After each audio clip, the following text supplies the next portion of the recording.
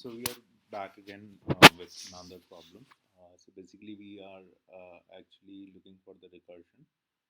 This is very basic problem of recursion. Like people generally start from this problem, and when it comes to recursion, I think I have already explained basics of recursion. But if not, then it just like when you call a function by itself, right, within a function, that's a recursion. It creates a copy of itself. This function creates a copy of itself. That is a recursion.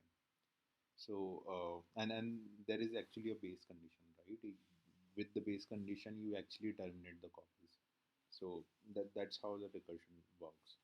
If you want, I can create another video just to explain what is a recursion. But right now we'll do a simple, easiest question to understand the recursion. So basically, you need to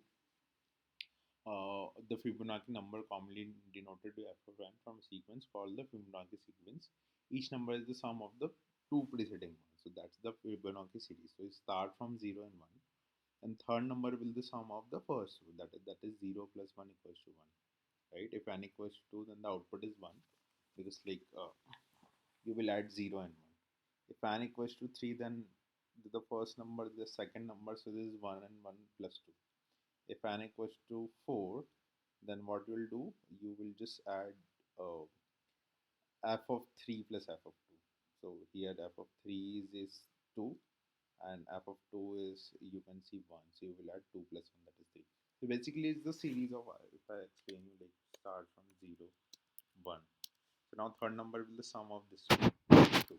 And the fourth number is the sum of last two, that is 3. 2 plus 1, 3. Now fifth number is the sum of the last two, 3 plus 2, that is 5. Now again the sum of last two, that is 3 plus 5, that is 8. Again of last two, that is 13. Again of last two, that is 21. That's how the field works. So here just like n is given, like here in this case the n is given, and you just need to deliver like what is the value of this particular position in the Fibonacci series. So if you see, like you can see the pattern of recursion here, right?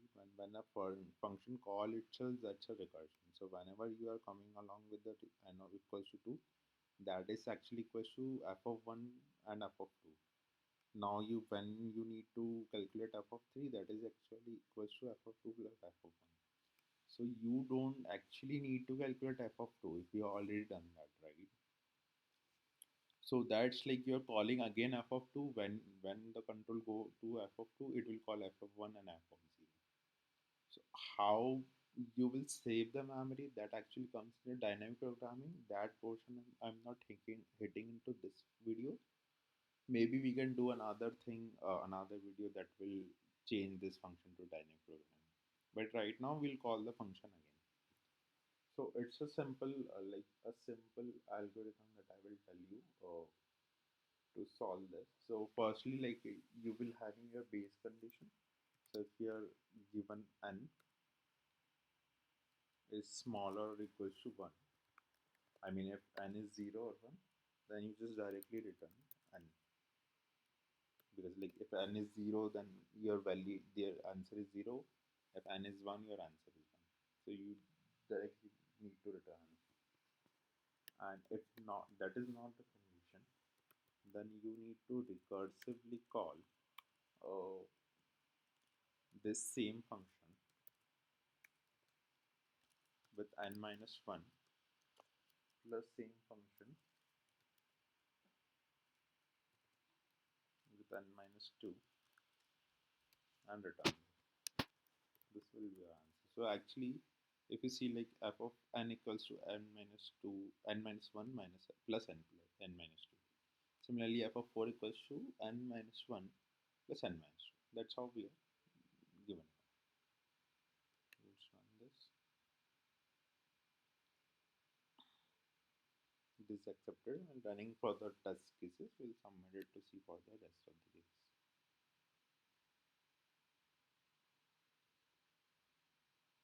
Yeah, it's accepted. So yeah, this works. In the next lecture, maybe I can tell you how to save memory, how to use dynamic programming. That could be the introduction of dynamic programming. But for this video, that's all.